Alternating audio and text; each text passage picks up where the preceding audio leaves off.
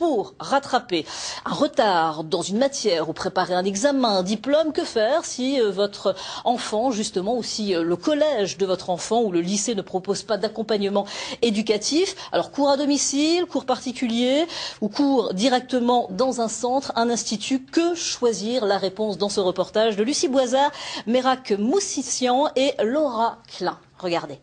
Je demande la moitié de 56. Et pour le faire, je décompose le nombre.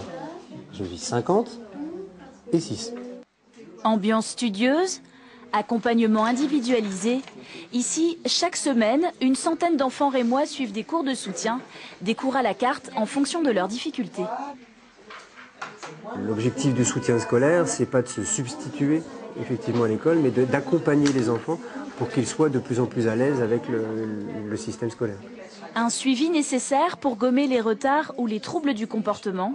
Chaque année, ce centre voit sa fréquentation augmenter de 10%, une formule qui fonctionne parfois mieux que les cours à domicile. Le problème à la maison, c'est qu'on a toutes les sollicitations possibles pour pas être concentré. Ici, on vient, on ne peut pas faire autre chose. Il n'y a pas d'ordinateur, enfin s'il y en a, mais il est pour moi. On est obligé de venir ici et de travailler. Il y a des profs qui assistent au quotidien ou quand j'en ai besoin. C'est important puisque moi, je n'ai pas toujours mes parents à la maison, donc parfois j'ai des soucis et donc je viens ici, ça m'aide vraiment. C'est vraiment les maths, donc là c'est les 2 séances que je suis venue, c'était maths et j'ai du retard à rattraper, donc je le rattrape comme j'ai fait en venant 2 heures le mercredi. Un cours qui coûte en moyenne 17 € de l'heure, un budget pas toujours accessible à toutes les familles.